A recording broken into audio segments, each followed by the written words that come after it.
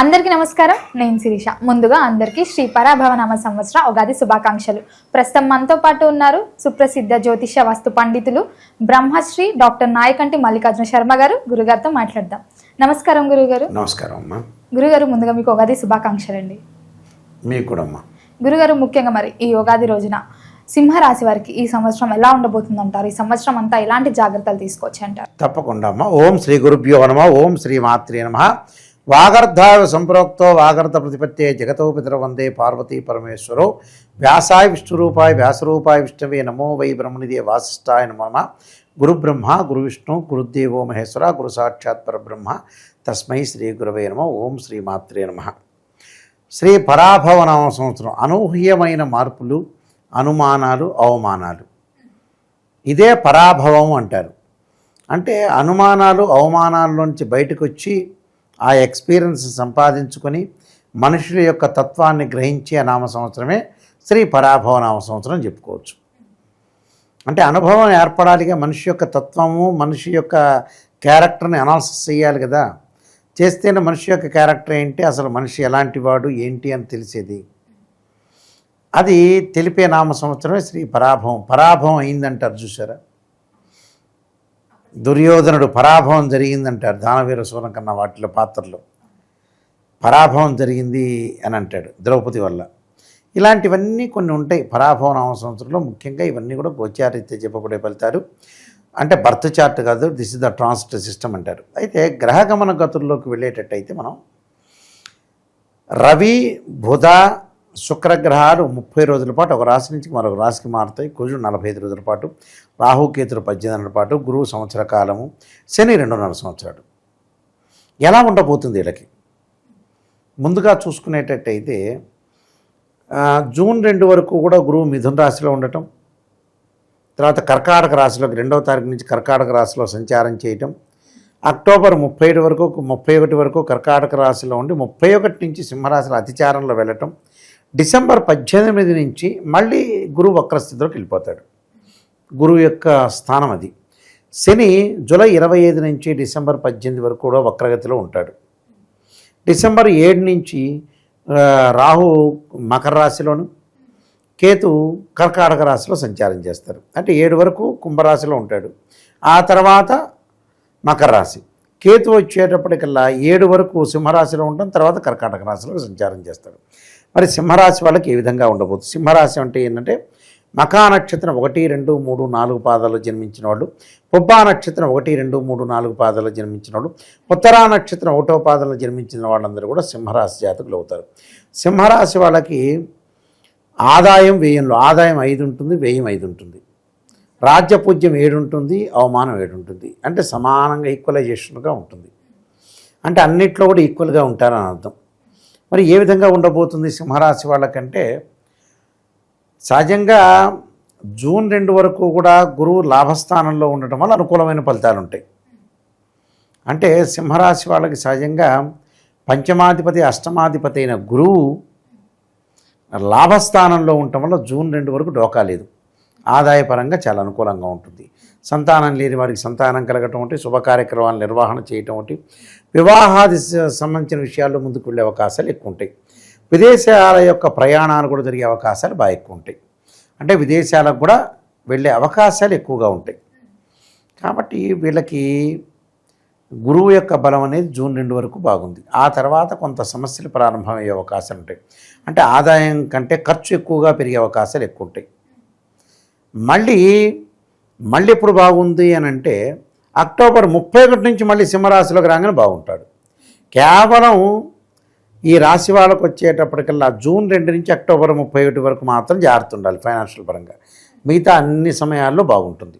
బాకీ రుణాలు వసూలు చేస్తారు, మొండి బాకీలు వసూలు చేస్తారు, ఆకస్మికంగా ధనలాభం, ఫైనాన్షియల్ పరంగా ఇన్కమ్ గ్రోత్ అవుతుంది. ఎకనామిక్ గ్రోత్ అంటారు. ఆర్థిక పరంగా ఉండే లావాదేవీల విషయంలో అనుకూలంగా ఉండే అవకాశాలు ఉంటాయి. ఎకనామిక్ గ్రోత్ జరిగే అవకాశాలు ఎక్కువ ఉంటాయి. అంటే ప్రతి దానిలో కూడా కొంత విజయం సాధించే అవకాశాలు మెండుగా ఉంటాయి. చాలా అద్భుతమైన రిజల్ట్స్ వచ్చే అవకాశాలు బాగా ఎక్కువ ఉంటాయి. దాని విషయంలో ఎలాంటి ప్రాబ్లం లేదు. గృహమును శుభకార్యక్రమ నిర్వహణ చేస్తారు. వృత్తి ఉద్యోగాల యందు కూడా వృత్తి ఉద్యోగాల యందు కొన్ని చికాకులు కలగటం, కుటుంబ విరోధాలు రాకుండా చూసుకోవాలి. దూరదేశాలు అంటే విదేశాలకు కూడా ప్రయాణం చేయటం, భార్యాభర్తల మధ్యలో అన్యోన్యత లోపం కలిగే అవకాశాలు ఎక్కువ ఉంటాయి. అంటే నోటి దురుస్తనం, గ్రాస్పింగ్ పవర్ ఉంది కదా అని ఎక్కువగా మాట్లాడితే అంతే జరుగుతుంది. అయితే ఉద్యోగులపై అధికారుల యొక్క ఒత్తిడి కలిగే అవకాశాలు ఎక్కువ ఉంటాయి. ఇష్టం లేని స్థలాలకు బదిలీ జరగటం ఒకటి, తోటి ఉద్యోగులతో సఖ్యత లేకపోవటం ఒకటి, ఐటీ రంగం ఉద్యోగులకు కూడా, ఉపాధ్యాయులకి, రవాణా, ట్రెజరీ ఆఫీసులకు కూడా కొన్ని ఇబ్బందులు జరగటం ఒకటి, దూర ప్రాంతాలకు బదిలీ జరగటం, మానసికంగా ప్రశాంతత లేకపోవడం జరిగే అవకాశాలు ఎక్కువ ఉంటాయి. శని యొక్క బలాన్ని మనం చూసుకునేటట్టయితే శని మీనరాశిలో ఉంటాడు. ఈ జూలై 25 నుంచి వక్రస్థితిలోకి వెళ్ళిపోతాడు.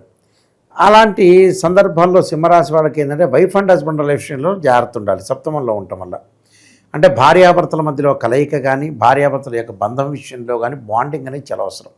ఎలాంటి చికాకులు లేకుండా, పొరపత్యాలు లేకుండా చాలా జాగ్రత్తగా ఉండి ముందుకు వెళ్ళాలి. అలానే రాహు యొక్క బలాన్ని మనం చూసుకునేటట్లయితే డిసెంబర్ 7 వరకు రాహు యొక్క అనుకూలత అనేది ఈ రాశి వాళ్ళకు అనుకూలంగా ఉండదు. అంటే వివాహ బంధంలో కానీ, విదేశాలకు వెళ్ళటం కానీ, ప్రయాణాలు వాయిదా పడే అవకాశాలు ఎక్కువ ఉంటాయి. డిసెంబర్ 7 నుంచి వాళ్ళు విదేశాలకు వెళ్ళే అవకాశాలు ఎక్కువ ఉంటాయి. అంటే అబ్రాడ్ వెళ్ళే అవకాశాలు, ఆ దేశం యొక్క పౌరసత్వాన్ని లభించే అవకాశం, అంటే గ్రీన్ కార్డు హోల్డర్స్ అంటారు. అంటే మనకి రేషన్ కార్డు ఎలానో అక్కడ వాళ్ళ గ్రీన్ కార్డు ఒకటి, అలాగా పౌరసత్వం లభించడం ఒకటి, వ్యాపారాల్లో ముందుకు వెళ్ళటం ఒకటి, నూతన వ్యాపారాలు బాగా చేసే అవకాశాలు ఎక్కువ ఉంటాయి. ఈ సంవత్సరం అంతా కూడా వ్యాపార పరంగా అనుకూలంగా ఉంటూ, ఉద్యోగపరంగా కూడా అనుకూలంగా ఉండే అవకాశాలు ఎక్కువ ఉంటాయి. అయితే కొద్దిగా డబ్బులు అప్పుడప్పుడు ఖర్చు చేసే అవకాశాలు ఎక్కువ ఉంటాయి. అంటే డబ్బులు అంటే మంచి విషయాలకు ఖర్చు చేసే అవకాశాలు ఎక్కువ ఉంటాయి. మంచి ఏంది గురువుగారు, చెడ్డ ఏంది అని అంటే 2 రకాలు ఉంటాయి. మన దగ్గర ఒక 50,000 ఉంటే ఆ 50,000 మనకు ఆరోగ్యం బాగాలేకపోతే డాక్టర్ దగ్గరికి వెళ్ళకపోవటం చెడ్డ. ఆ 50,000 పెట్టి శాంసంగ్ ఫోన్ కొనటం చెడ్డ. ఇప్పుడు మంచి చెడు అంటే ఏంటంటే లగ్జరీగా ఒక అమ్మాయి పెళ్లి చేస్తున్నావా చేయట్లేదనేది కాదు, ముహూర్తానికి చేస్తున్నావా, మంచి సంబంధమా, మంచి బ్రాహ్మడు దొరికాడా, మంచి భజంతులు దొరికారా, ఇలాంటివి ఇంపార్టెంట్. ఇక్కడ వీటికి ప్రయారిటీ ఇవ్వకుండా ఎంత వెజిటేబుల్ బిర్యానీ పెట్టాం, ఎన్ని కూరలు పెట్టాం, ఎంత లగ్జరీగా, అవన్నీ తినేది లేదు, పెట్టేది లేదు. 50 ఏళ్ళు 60 ఏళ్ళ వాళ్ళు అన్ని కూరలు తినరు, తీసుకెళ్ళి బయటపడేస్తారు. వేస్టేజ్ ఎక్కువ ఖర్చు చేస్తుంటారు. వారానికి 5 నెలలకు ఒక ఫోన్ కొంటాం, 6 నెలలకు ఒక ఫోన్ కొంటాం, 2 ఏళ్లకు కారు మార్చడం, సంవత్సరానికి టీవీ మార్చడం, ఇవి లగ్జరీ ఐటమ్స్. అంటే అసలు విషయానికంటే కూడా లగ్జరీకి ప్రాధాన్యత ఎక్కువ ఇస్తారు. అలాంటివన్నీ కూడా ఇవ్వకుండా చూసుకోవాలి. మరికొన్ని ఫలితాల్లోకి మనం వెళ్తే ముఖ్యంగా ఇక్కడ గత సంవత్సరాన్ని పోలిస్తే ఈ సంవత్సరంలో కొన్ని చికాకులు, అలానే రుణాలు చేయాల్సిన అవసరం అనేది ఒకటి వస్తుంది. శుభ కార్యక్రమాలకి ధనం ఖర్చు కావటం ఉండటం ఒకటి, నూతన గృహము, వాహన ప్రాప్తి కలగటం, ప్రయాణాలు అధికంగా చేయటము, ఆ ప్రయాణాల వల్ల అధికం వల్ల కూడా డబ్బులు ఖర్చు అవుతుంది. అంటే స్థిరాస్తి వల్ల కూడా స్థిరాస్తి కొనుగోలు చేస్తారు, ఇళ్ళు కొనుగోలు చేస్తారు, వాహన ప్రాప్తి కలగటం ఒకటి, ప్రయాణాలు అధికం కావటం వల్ల కూడా డబ్బులు ఖర్చు అవుతాయి. కిరాణా, ఫ్యాన్సీ, ఎలక్ట్రికల్ వ్యాపారులకి ఈ సంవత్సరం అంతా సామాన్యంగా ఉండటం ఒకటి, అలానే మిల్క్ అమ్మేవాళ్ళు కానీ, ఫ్రూట్స్ కానీ, చిరు వ్యాపారులు అంటారు. ఈ సంవత్సరం అంతా కూడా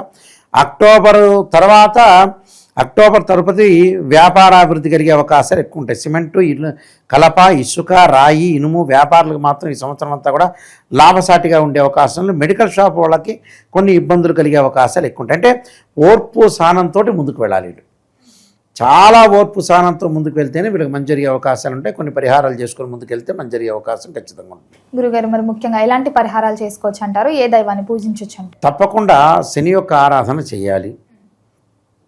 ఎలా అంటే శని యొక్క ఆరాధన అంటే నీలాంజన సమాభాసం రవిపుత్రేమాగ్రజం ఛాయా మార్తాండ సంభూతం తమ నమామి శనేశ్వరమని నువ్వులు దానం చేయటం, అలానే ఓం నమః శివాయ పంచాక్షరి చేయటం, దత్తాత్రేయ స్వామి యొక్క కవచాన్ని చదువుకోవటం వల్ల మంచిది. డబ్బులు అధికంగా ఖర్చులు అన్నాం కదా, అవి తగ్గించుకోవడానికి కుబేర మంత్రాన్ని చదువుకోవటం మంచిది. ఓం యక్షాయ కుబేరాయ వైశ్రవణాయ ధనధాన్యాధిపతే ధనం ధాన్యం సమృద్ధిమే దేహిమే దాపై స్వాహ అనే మంత్రాన్ని చక్కగా చదువుకోవటం వల్ల వీళ్ళకి మంచి జరిగే అవకాశాలు ఎక్కువ ఉంటాయి. సూర్య భగవాను ఆరాధన చేయాలి. కొంత సూర్యుడు ఉద్యోగపరంగా ఇబ్బందులు లేకుండా ఉండాలి, సూర్యుని ఆరాధన చేయాలి. సూర్యుని ఆరాధన చేయాలంటే ఆదిత్యాయుధే సహస్రకిరణాయుధమే తన్నో సూర్య ప్రచోదయాత్ అనే మంత్రాన్ని చక్కగా చదువుకుంటే వీళ్ళకి మంచి ఫలితాలు వచ్చే అవకాశం ఖచ్చితంగా ఉంటుందన్నమాట. గురుగారు మొత్తం మీద ఈ సంవత్సరంలో సింహరాశి వారికి ఎలా ఉండబోతుంది, ఎలాంటి జాగ్రత్తలు తీసుకోవాలో తెలియజేసినందుకు ధన్యవాదాలు. నమస్కారం.